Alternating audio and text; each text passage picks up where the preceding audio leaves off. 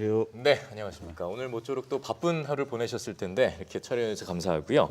자, 앞서 말씀을 드렸듯이 이제 교육부와 이 국가교육위원회 역할 구분이 좀 모호하다 이런 얘기들이 나오고 있거든요. 앞으로 이제 국가교육위원회가 출범이 되면 위원회와 역할을 좀 어떻게 구분하게 되는지 좀 설명 좀 부탁드립니다. 그 역할이 뭐하다는 건 현재 교육부를 놓고 생각하니까 이제 그렇게 말이 나오는 건데요. 예. 국가교육이 만들어지면 이제 국가교육이 맨 먼저 할 일이 분권과 자치를 촉진시키는 겁니다. 네. 그러면은 그 교육정책의 결정 주체가 교육뿐만이 아니라 시도교육청, 대학 이렇게 또 더 낮은다니까 다양한 수준이 다양화되거든요. 예. 그러면 이제 국가교육위원회의 역할은 이 다양한 수준의 다양한 교육정책 결정 주체들을 네트워킹해서 네. 합의를 만들어내는 그런 기구죠. 예. 그러려면 시간도 많이 걸리고 또 합의하는 내용이 중장기의 큰 골격을 넘어설 수 없습니다. 넘어서고 싶어도 그건 넘어설 수 없어요. 예.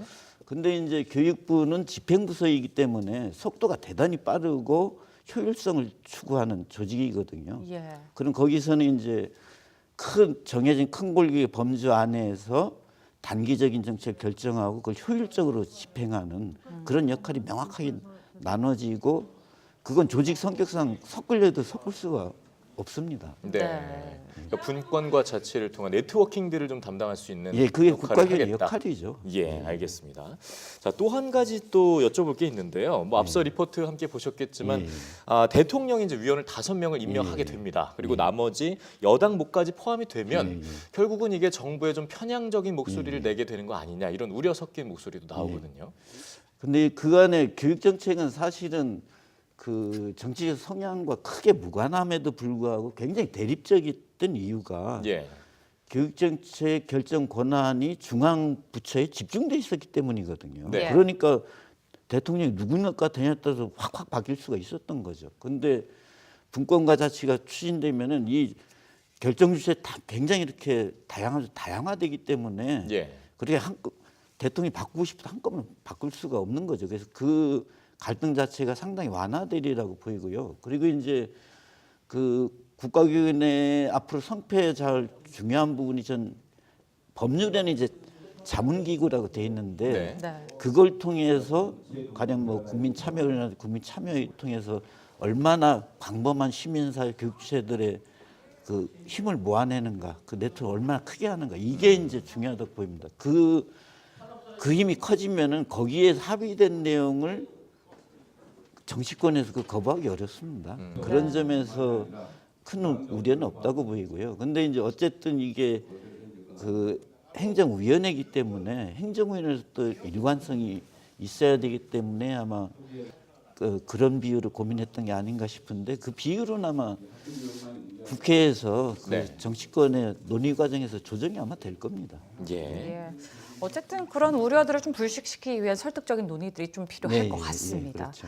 자, 국가교육위원회의 업무 중에 하나가 대입제도 개편입니다. 지금의 대입제도 결정 방식과 위원회에서의 결정 방식이 어떻게 다를지도 궁금한 어떤 그런 관심사인데요.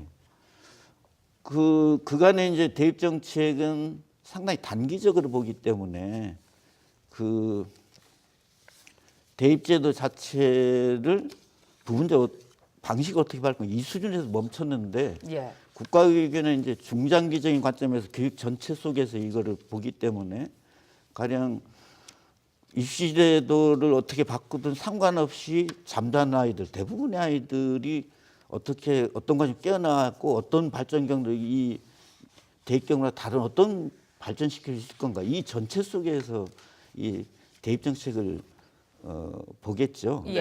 그런 점에서 그 보는 수준이 다르고 그 대입 정책을 다루더라도 그것을 구상하는 시간 단위가 훨씬 다르겠죠. 알겠습니다. 어쨌든 현실적으로 이제 올해 말까지 이 법안 처리가 결정이 안 된다면요. 연내 발족하는 게 어렵지 않겠는가. 사실상 위원회 설치가 어려울 것이다라는 비관론이 좀 우세하거든요. 이 부분에 대해서는 어떤 보관을 갖고 계신가요? 6월까지 법안 통과가 안 되면 올해 안에 실질적으로 구성되는 상당히 어려워집니다. 그래서 6월이 지나면은 저희들이 이제 그 뭐 여러 단체들 모여서 합의문도 내고 그랬잖아요. 예. 그래서 범국민 그 국가교육위원회하고 2030 교육체 추진위원회를 구성해서 힘을 이렇게 모아 나갈 예정이고요. 그리고 이제 8월에 교육자치 국제 컨퍼런스가 있는데 거기서 실제로 발족을 하고 예. 여러 가지 다양한 그 정책을 압박하는 활동도 하고 그리고 10월 말에 OECD 2030 워킹그룹 회의도 하고 우리 자체 컨퍼런스도 합니다. 그때 네. 이제 범국민 추진체에서 정치권에서 발언도 하고 공동 행동도 결의하고 그리고 이제 아마 OECD 그 2030 에듀케이션 그룹에서도 아마 지지 표명을 하고 그런 식으로 네. 국제적인 지지, 범국민적 지지 이걸 가지고 이제 압박해서 적어도 총선에서 모든 정당이 공약으로 걸고 반드시 실현하도록 만들 작정입니다. 예.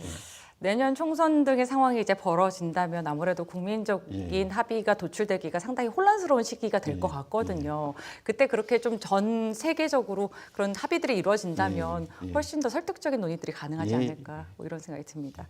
자, 마지막으로 국가교육위원회 발족에 있어서 김진경 의장님께서 어떻게 좀 국민들을 상대로 하고 싶으신 말씀이 있으시다면 어떤 게 있을까요? 저는 그간에 95년에 김영삼 정부 때 5.3.1 교육개혁부터 시작해서 교육개혁을 늘 얘기할 때마다 기성세에서 굉장히 잘못된 부분이 있다고 생각을 합니다. 네. 그 왜 미래를 젊은 세대한테 우역과 협박으로만 얘기하느냐는 거죠. 그런 어려운 부분은 사실은 다 혼자 이렇게 감당하고 다음 세대에게 희망을 주는 게 어른들의 역할이잖아요. 그런 예. 점에서 우리 사회에서 교육이 진짜 어른이 하는 일인데 어른스러움이 너무 없어졌다 그런 생각을 많이 합니다. 그래서 우리 국민들 모두가 어른들이 정말로 어른 역할을 하는 데서부터 저는 교육이 바로 잡히지 않겠나 하는 생각을 하고 있습니다. 정권으로부터의 독립성 확보를 꼭 이뤄내셔서 예, 네, 예. 연내 발족할 수 있기를 바라보겠습니다. 예, 예, 말씀 잘 감사합니다. 들었습니다. 예.